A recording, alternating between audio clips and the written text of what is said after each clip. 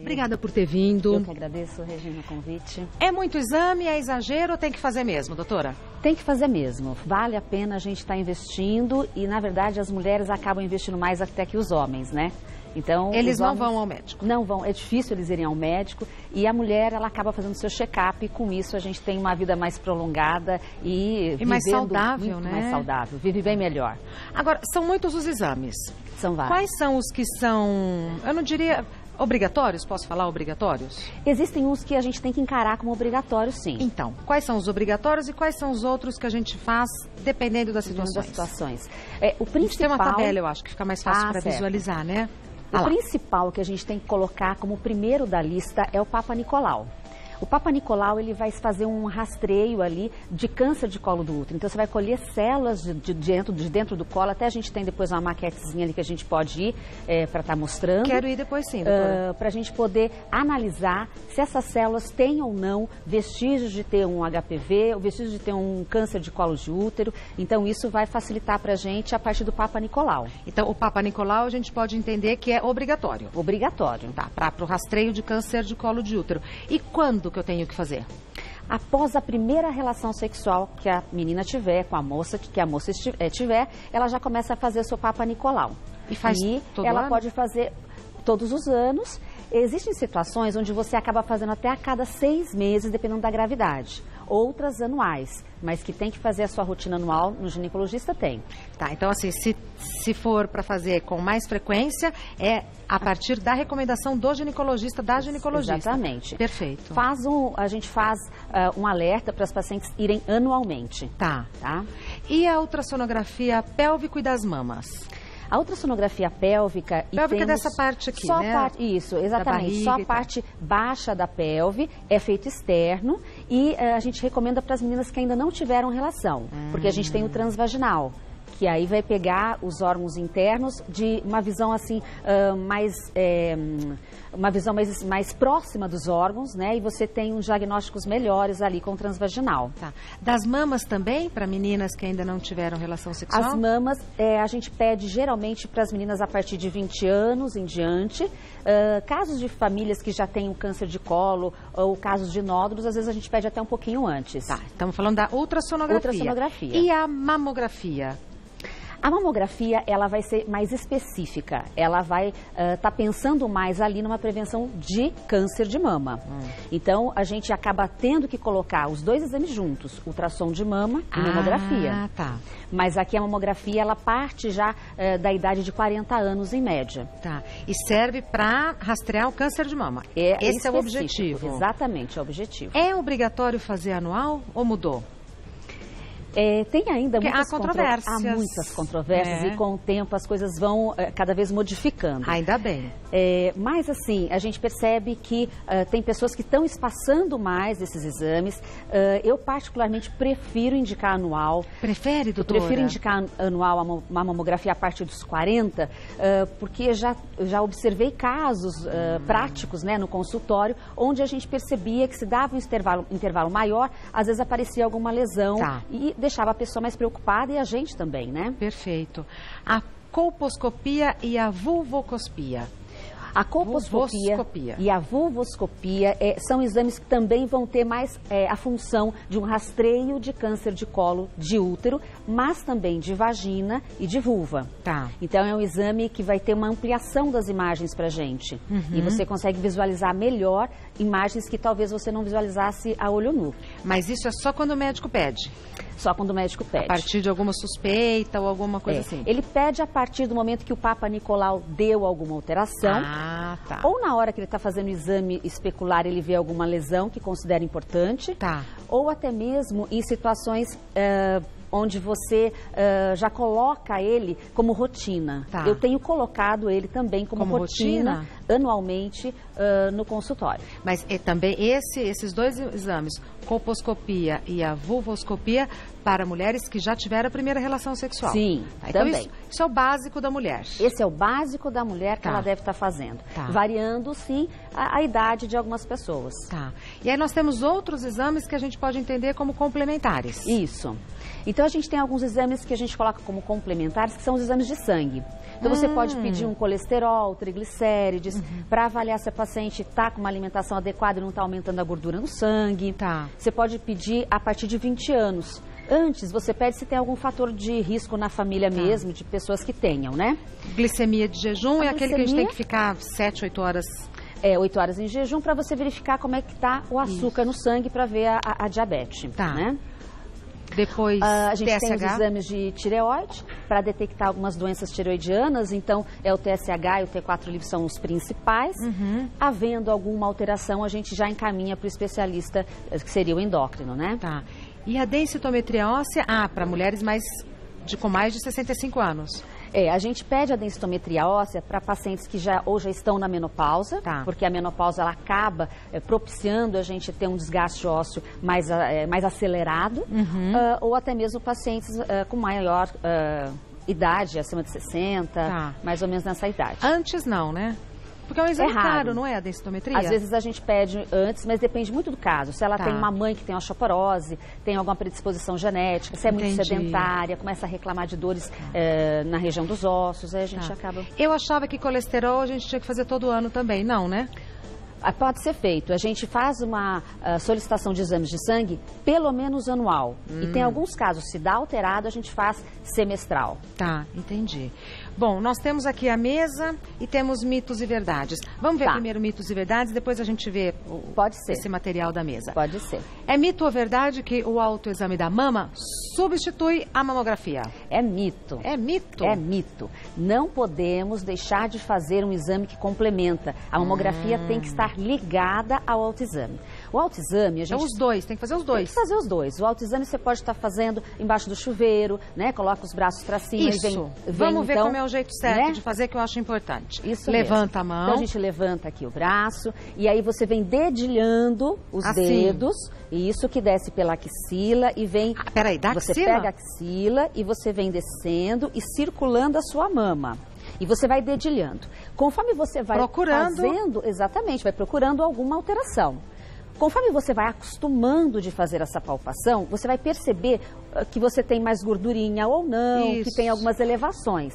E que aquilo... Peraí, a mama inteira, no bico? Na tudo? mama inteira. Você vai fazendo a mama inteira. Tá. Também chega no bico, você dá uma apertadinha para ver se não sai nenhuma secreção. E depois, do outro lado, a mesma situação. Você escorrega e vem dedilhando aqui a mão ao redor da mama. Todo dia, todo mês, uma vez Pode por ser semana? uma vez por semana. E de preferência não fazer no período pré-menstrual, que a mama fica mais dolorida, mais densa. Aí o autoexame ele fica mais confuso para o paciente. Mas aí o que você estava falando de tanto fazer, a gente começa a sentir... Como é a sua mama? Então você se familiariza com a mama e a partir do momento que você percebe que aquilo que você palpou é o seu normal, porque senão a gente assusta muito, fala, tô cheia de caroço. E não é, às vezes é glândula inflamada, às vezes até gordura. Então, é normal ter uns carocinhos? Tem uns carocinhos. E aí, quando você percebe algo que está diferente do habitual, você já, vou ter que ir no ginecologista, vou ter que fazer um exame específico ou de ultrassom de mamografia, ou os dois, se for necessário. Então, né? por isso que é importante fazer com frequência. Pra Com frequência. Quando tiver uma novidade, a gente saber identificar. Exatamente. Então, Tá. o autoexame é para dar um alerta, mas não substitui.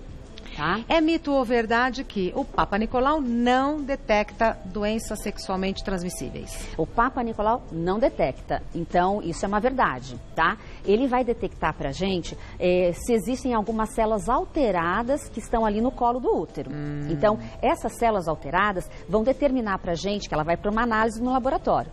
E aí eles vão mandar pra gente se tem uma alteração da citologia ali, das células, a ponto da gente precisar tratar essa paciente ou ter uma ideia se ela tem uma lesão pré-cancerígena ou até cancerígena. Tá. E aí, o que a gente vê também nesse Papa Nicolau? A gente vê uma candidíase, uma gardnerella, um tricomonas. Então, essas outras infecções que podem dar também ali no exame de Papa Nicolau. Perfeito. Mas não a DST. Tá. É mito ou verdade que a colposcopia e a vulvoscopia são exames que geram dor na paciente? Não, de maneira alguma. A colposcopia e a vulvoscopia, a gente vai estar fazendo, é um mito, a gente vai estar fazendo o exame a partir do aparelho colposcópio. É um aparelho que a gente usa que tem uma lente de aumento. passa alguma coisa? Como é que é? Uma fotografia? Não. Como é que é? É assim, a gente deitada. vai deitar para fazer o exame ginecológico normal, vamos colocar o espéculo, que depois eu vou explicar ali para vocês. Tá. E a partir disso eu tenho como se fosse uma câmera mesmo, com um aumento, com um alto aumento. E aí a gente vai visualizar o colo do útero, a vulva, a vagina em maior aumento. Só visualiza ou fotografa? Nos laboratórios e tudo mais, pode ser fotografado para mandar para o médico. Como eu faço o colposcópio no meu consultório, não tem necessidade. eu filmo, na verdade. Eu mostro para a paciente exatamente o que está acontecendo ali no exame, mas eu não fotografo porque o laudo eu mesma vou dar e fica no prontuário dela. Vamos dar uma olhada? Vamos. Então, porque aqui a gente não tem noção do que está acontecendo. Então aqui a gente tem uma maquetezinha. É tamanho real? Na verdade, a parte aqui do útero, do canal vaginal, é um tamanho próximo da realidade. Então, o útero de toda mulher varia em torno desse tamanho? Esse útero é de uma pessoa, provavelmente, que não teve filho, é um útero pequeno. Esse aqui. Conforme ela tem filho, esse útero ele vai ficando maior, tá? Aqui nós vamos ter a trompa aqui. A trompa é desse tamanho? Aqui, ó. Isso. Eu achei que fosse maior. Aqui. É pequenininho, doutora. E aqui o ovário. E o ovário, ele pode ficar pequeno, mas ele também, conforme ele ovula, ele aumenta de tamanho. Tá? Então, aqui seria ele em repouso. Tá. Então, aqui nós temos a região da vulva, aqui a vagina. E o que acontece? Esse aparelhinho aqui, que é o espéculo, é o que a gente vai colocar, introduzir no canal vaginal. Antes era de metal. Era de metal. E aí tinha que se esterilizar, usava, tinha vários tamanhos também, a gente esterilizava para depois reutilizar. Hoje em dia a gente descarta, é tudo descartável. Ah, é descartável? É de acrílico? Então ele é de acrílico. Então a gente usou, descartou e pronto. Então a gente vai colocar na região aqui da vulva. Como ela é uma maquete, a gente consegue não penetrar todo, né? E aqui a gente vai girá-lo e vai abrir. Conforme ele abre, a maquete ela não consegue, mas conforme ele abre, a gente vai... roda aqui, ele abre. Isso mesmo. Tá. Aí ele vai visualizar o colo aqui dentro. Deixa eu ver. Deixa eu ver se dá pra ver pra câmera. Dá, na câmera dá pra ver, Traquina. Ali, ó, dá pra ver direitinho, tá vendo? Ali é o colo. Aqui, ó. Então é ali que você vai usar... Espero que ela não escape aqui. Aqui a gente tem a espátulazinha, que é para fazer a coleta interna lá dentro do colo. Essa coleta que eu pego, que vai ter o material aqui, o corrimento, a secreção, as células, elas vão dentro de um tubinho. Esse tubinho a gente vai mandar com um líquido. Tá vazio? Tem um líquidozinho, e aí eu faço esse movimento, deixo esse líquido ali, isso aqui eu descarto. Tá. Então, a segunda coleta eu venho, é uma escovinha cervical. E no colozinho parece do útero, escovinha de dente que a gente usa quando usa aparelho, né? E aqui, se você consegue visualizar, vai bem no buraquinho. Sim. Esse aqui vai bem no buraquinho do colo. Então aqui eu fiz a coleta mais ao redor do colo, no fundo vaginal, e esse aqui é no buraquinho. Peraí, aquele ali coleta a secreção. E esse? Isso. Esse vai coletar as célulazinhas do buraquinho do colo, do orifício. Então é outro local. Porque você pode ter lesões que podem pegar tanto o colo, a parte mais de fora, como o buraquinho. E essas lesões são importantes, essas do buraquinho. Então, você passando no buraquinho isso aqui, vai mandar as células para o laboratório e são ali que são as mais difíceis de detectar, por exemplo, uma lesão pré-cancerígena e tudo mais. O que é o Papa Nicolau? São essas duas coletas? Exatamente. São essas duas coletas que se chamam Papa Nicolau. Que não digo uma cólica, mas... Dá um discreto incômodo. Um incômodo, não chega a ser uma cólica. Uma dorzinha bem levinha. Que depois passa. Uma coisinha assim que depois passa. Então, isso daqui, você fez a coleta, isso aqui vai para o laboratório. Colhemos o Papa Nicolau aqui. Tira? Aí isso aqui vai... Não, quero ver tirar. Agora por aqui, favor. Então, aí tem a colposcopia. Não acabou. Aí vem a colposcopia. Esse aparelho que vem aqui é como se fosse uma câmera que tem uma lente. E a gente vai visualizar lá dentro, usando uns reagentes. Eu coloco um líquido lá dentro, que é o ácido acético, depois um outro escuro, que é o Lugol. E se tiver lesão, eles vão corar. Então vai ficar ali pra gente a imagem de uma mancha, de uma ferida. E eu tendo essa imagem, por isso que eu gosto de fazer sempre, de rotina. Eu faço o Papa, venho e faço a colposcopia. Toda vez. Porque o Papa é o quê? É o material que eu estou mandando ali. São as lesões. Vai para análise. São as células que podem ter alteração, é para análise. E a colposcopia, eu que vou estar analisando, através do aparelho, se tem lesão. partir do momento que eu vi que tem lesão, eu vou fazer uma biópsia nesse colo. Na mesma hora já Na coleta o mesma material? hora. E dói pegar material para coletar material para biópsia? Não, a biópsia, assim, também é uma outra coliquinha muito discreta. Colhi essa biópsia, coloco em outro vidrinho e mando para o laboratório. Tá. Exatamente. Então, o que vai acontecer? Essa biópsia que eu fiz e vai para o laboratório é que vai me determinar se, porventura, aquela lesão não tem um HPV ali. E a partir disso é que uma possibilidade de um câncer de colo de útero. Se não se cuidar, aquilo pode levar a um câncer de colo de útero. Tá. Aí depois tira Vamos tirar o aparelhinho, né? Tiramos aqui. Isso dura em média o quê? Uns 10 minutos no máximo? Com tudo 10 minutos, né? Uma prevenção, colposcopia, tudo uns 10 minutos. Tá. Nós temos perguntas que as pessoas mandaram, a gente vai responder daqui a pouquinho. Tá ótimo. Vou conversar perguntas que as pessoas de casa mandaram. São sempre muito interessantes. A Thalita: sempre fiz o Papa Nicolau anualmente e de 1 ano e 3 meses para o outro apareceu um câncer no colo de útero no estágio avançado. O que pode ter acontecido? Falha na coleta do exame? Os ginecologistas que me atenderam disseram que para estar nesse estágio levaria no mínimo 3 anos.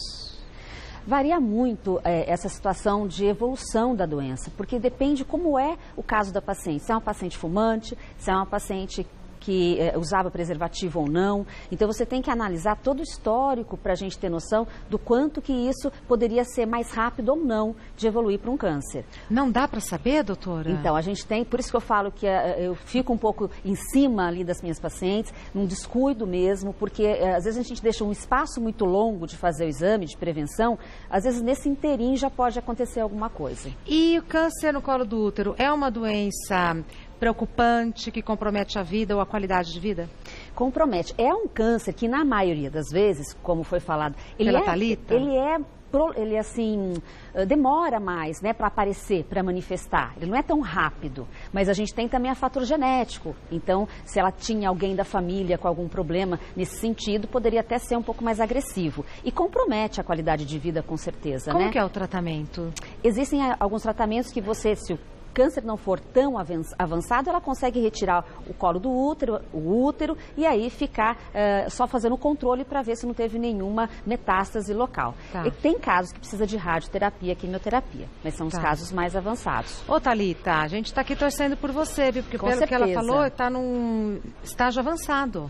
E não é uma coisa tão comum você já pegar, porque ela fazia exame. Vale a pena um outro diagnóstico? Então, na verdade, é difícil você ter erros aí nesses diagnósticos. Mas às vezes eles pedem para reavaliar a lâmina, pelo caso de ter sido tão rápido, né? E ela ter os exames em dia, né? Isso é bem difícil mesmo, não é comum, tá? Bom, nossa torcida para que a Thalita encontre, né, o melhor tratamento para ela e que você volte a ter muita saúde, Thalita. Sônia Ribeiro pergunta: é normal ter um pequeno sangramento após o Papa Nicolau? É normal a gente ter, por exemplo, uma coliquinha que a gente estava comentando, um desconforto, e às vezes ter um pouquinho de sangramento. Não tem que ter pânico nenhum com isso, é uma coisa natural. Somente se ela perceber um sangramento maior ou um mal-estar maior, aí sim procurar o ginecologista novamente. Mas na maioria das vezes é bem tranquilo. Tá. Próxima pergunta é enviada pela Maria Nascimento. Tenho 65 anos, sempre fiz acompanhamento médico e, felizmente, nunca tive nenhum problema grave. Como já não menstruo, ainda preciso continuar fazendo todos os exames ginecológicos? Ah, Maria, precisa. E vou falar para você, não importa se tem 60, 70, 80, não deixe de ir ao seu ginecologista anualmente. Porque existem algumas doenças, como, por exemplo, um tumor de ovário, um tumor de endométrio, um tumor de vulva, que são tumores mais frequentes na idade mais avançada. E eles são mais, se manifestam de uma forma mais rápida, a evolução dele é mais rápida. Então precisa ficar atenta. Tem que ficar atenta. Então você não pode deixar de fazer uma ultrassom, por exemplo, um Papa Nicolau, mesmo com a idade avançada, tem que estar atenta. Agora uma pergunta minha pessoal, eu falo um ultrassom, você fala uma ultrassom, qual que é o correto? Tanto faz, viu? Já procurei saber também. Porque tem gente que fala, vou fazer uma ultra. No Rio de Janeiro eles falam, então pode falar uma ultra ou um ultra? Um ultrassom. Próxima pergunta foi enviada pela Simone Costa. Quando a mulher está com corrimento, qual é o exame mais indicado para descobrir se há alguma doença mais grave? Na verdade, principal é a gente chegar com a paciente, avaliar os sintomas, ver as queixas dela e ir para o nosso exame ginecológico, que a gente fazer o acabou nosso de mostrar. Papa Nicolau ali, que a gente acabou de mostrar. E o que vai complementar para a gente ver se tem uma lesão mais preocupante, que são as manchas, as verrugas, é a colposcopia e a vulvoscopia, que eu falei para você também. Então, é o conjunto dos 3 exames. Ter um certo corrimento é normal o mês todo? Sim. A mulher ela pode ter uma umidade e é importante ter essa umidade justamente para manter, fazer a manutenção ali do canal vaginal, porque senão altera o pH. Se fica muito ressecada, como as mulheres na menopausa, elas começam a ter dores na relação, elas começam a ter dores, coceira, ardência. Tá. Então o normal é ter essa umidade uma constante. umidade, sim. Próxima pergunta foi enviada pela Joyce Moura. Antes de fazer qualquer exame ginecológico, é recomendável ficar quantos dias sem relação sexual? É interessante que fique pelo menos umas 72 horas, porque tanto o preservativo como o esperma, eles podem alterar o pH vaginal e mexer no meu exame, no resultado. Pode alterar. Altera mesmo? Pode alterar. Então, a gente pede para fazer essa abstinência aí para o exame dar o mais certo possível. Perfeito. Porque a gente não quer repetir o exame, né? Exatamente. Cida Mello pergunta, a depilação íntima antes de exames ginecológicos pode ocasionar alguma alteração no resultado? Não, mas assim, a gente não precisa fazer essa depilação para ir no ginecologista. Não precisa fazer isso. Você pode ir sem estar depilada. Se você for depilar, que depile, por exemplo, o que eu costumo falar, são 2 dedinhos nas laterais dos grandes lábios, 3 dedinhos para cima do clitóris. Aquilo ali já é suficiente. Tá, então não precisa tirar tudo. Tirar tudo, não precisa tirar tudo. A não ser que ela tenha uma queixa de ter uma verruga na vulva, de ter alguma lesão vulvar. E eu vou fazer um exame de vulvoscopia, aí é interessante ela dar uma parada realmente, porque aí eu vou precisar ter uma visão melhor.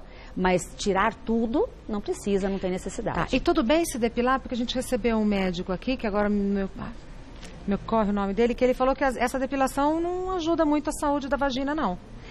A gente podendo ter essa proteção, foi o que ele disse. Exatamente. O pelo, na verdade, ele é uma barreira. Então, eu percebo que as pacientes que às vezes fazem depilação a laser e tiram tudo, elas têm muito mais candidíase, então ela fica menos protegida. Aquela região ali, ela fica mais sensível. Tá. Eu gosto de perguntar porque às vezes as opiniões mudam de médico para médico. Por isso que tem aquela máxima, procure 3 diagnósticos, né? Mas então, com relação a isso, a opinião é a mesma. Eu concordo, é isso mesmo. Tá. A doutora Patrícia Olivotti é ginecologista, o site dela é www.patriciaolivotti.com.br, é Olivotti, com I e 2 T's. Isso mesmo. O telefone dela em Moema é 11 5051 1779, 5051 1779, e também tem em Ribeirão Pires, que é 4828-7419, 4828-7419. Muito obrigada pelos esclarecimentos. Volte sempre que quiser e desejar e puder. Obrigada. É um assunto que interessa a todas nós. Aquilo ali foi uma aula que eu acho que muitas mulheres nunca tiveram na vida. A gente faz o exame e não sabe o que está acontecendo, ouve os barulhinhos. Exatamente. Não sabe o que está acontecendo. Não tem ideia de onde está vindo o exame. E é bom saber que, por exemplo, o material é todo descartável. Exatamente. Se não for, a gente já fica alerta. Já fique alerta, né? E peça. Maravilha. Peça o material descartável. Muito obrigada mais uma vez. Bom final de tarde. Obrigada para você também.